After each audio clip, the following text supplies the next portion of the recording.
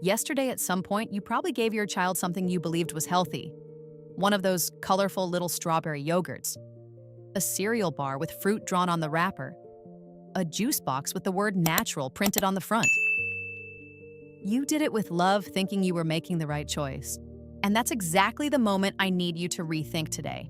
Because there's something happening inside your child's brain, silently, every single day, that almost no parent truly understands. And the most unsettling part is that what most parents believe about sugar is completely wrong. Stay with me until the end of this video because in the last few minutes, I'm going to give you the exact number, the official number almost no parent knows, that separates a safe amount of sugar from an amount that shapes the brain in the wrong direction. Let's start by destroying the biggest myth there is about sugar in children. You've probably heard it and probably believed it. Sugar makes kids wired, hyper, out of control. The birthday party, the cake, and suddenly the children are bouncing off the walls. Every parent swears they've seen it happen. But the science here is very clear, and what it says will surprise you. Sugar does not cause hyperactivity. This has been tested. Multiple double-blind studies, the gold standard of scientific research, gave children very high doses of sugar without them or their parents knowing whether it was sugar or a substitute, and measured their behavior. The result, repeated time after time, was the same. No difference. What makes children wild at a party isn't the sugar, it's the party. It's the excitement, the friends, the toys, the break-in routine. Sugar has always taken the blame for something it doesn't do. And here's the problem with believing this myth. While you're watching your child's energy after the cake, looking for a symptom that doesn't exist, sugar's real damage is happening somewhere else. Silently, with no symptom at all, in a place you can't see. That place is the brain, specifically a region called the hippocampus. Let me explain simply what the hippocampus is, because this is the centerpiece of everything. The hippocampus is the part of the brain responsible for forming memory and learning. It's where your child turns what they live into knowledge, what they see into memory, what they practice into skill. It's one of the most important regions in the entire brain for a child who is learning how to exist in the world.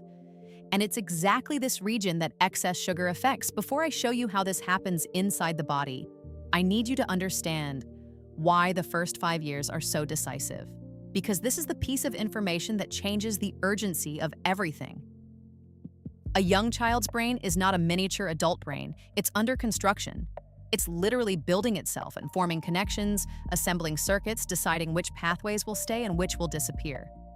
Scientists call this neuroplasticity, and in the first years of life, it's at its peak. It's what allows a child to learn an entire language from scratch in just a few years.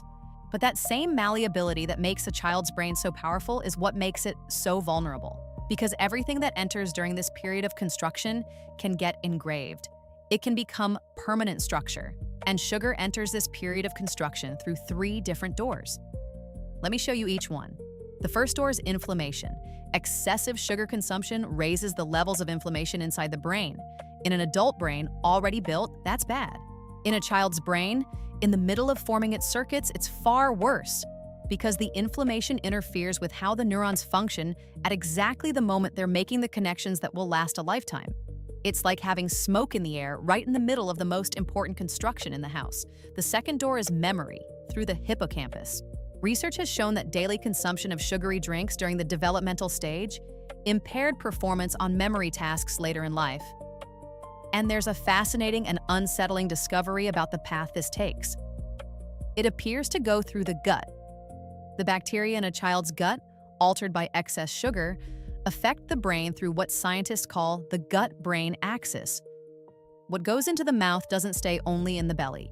It talks to the brain. If this information is new to you, subscribe to the channel. This is exactly the kind of thing medicine already knows, but almost no parent ever hears about. And we bring it to you every week. It's free, and it helps protect more children. The third door is the quietest and perhaps the most lasting of all. And it's the one I need to talk about next.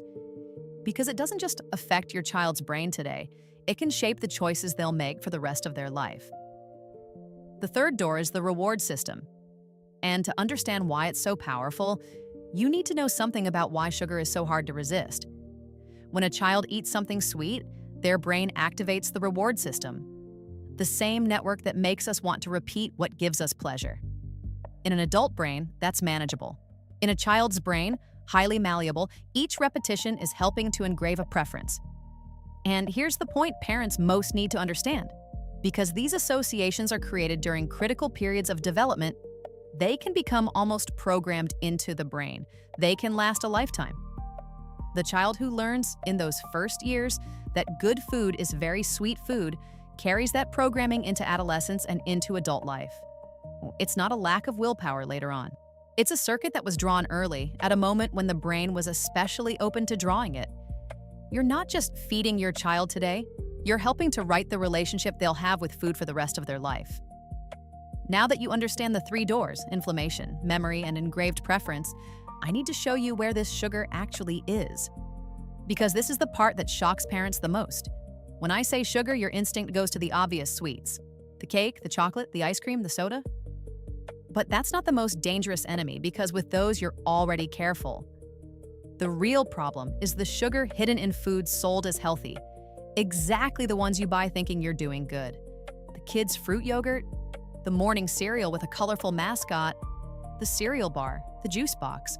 Many of these products, made and sold specifically for children, hide very high amounts of sugar behind packaging that says natural, with fruit, a source of vitamins. Which brings me to the number I promised back at the beginning, the official number almost no parent knows. The American Heart Association, one of the greatest health authorities in the world, is clear. Children between 2 and 18 should consume less than 25 grams of added sugar per day. That's 6 teaspoons. And here comes the part almost no one knows. Children under the age of 2 should consume no added sugar at all. 0? None. Now hold that information next to reality. A single juice box or a single sweetened yogurt can already come close to or exceed the limit for the entire day. And most children consume far, far above that, because sugar is hidden in so many places that parents never add up the total. So what can you, as a parent, do starting today? The good news is that the solution is simple and completely in your hands. First, read the label. Not the front of the package, which is marketing. Turn the product around and look for the line, added sugars. That's where the truth is. You'll be surprised by what you find in products you swore were healthy. Second, be suspicious of every children's product that sells itself as healthy. A colorful mascot, the word natural, a drawing of fruit. None of that means low sugar. Only the label means anything. Third, for children under 2, the target is 0 added sugar. Real fruit, yes. Added sugar, no. That child's sense of taste is still being formed, and every day without added sugar is a day building their preference in the right direction. Fourth, when you want to sweeten something or give something sweet, use the fruit itself. Fruit brings its sugar inside a package of fiber, water, and nutrients that completely changes how the body processes it. It's not the same thing as added sugar, not even close. If this video gave you information you didn't have, leave a like. It takes 1 second and helps other parents find it. And tell me in the comments, had you ever looked at the added sugar label on the products you give your child? I want to know what you found. Let me close with what really matters. This video isn't here to fill you with guilt or to make you feel you've ruined something. No child ever had their brain wrecked by a birthday cake or by a treat on the weekend. What matters isn't the isolated moment, it's the daily pattern, what repeats every day during the years the brain is being built. And the pattern is entirely in your hands. You don't need to be afraid of sugar, you need to see what it actually does, where it hides, and what the real limit is, and now you see it. A parent who understands what's at stake isn't an anxious parent, they're a parent in control. And the brain your child is building right now in these first years is the most important thing you'll ever help protect. Thanks for watching, and take care of your little ones.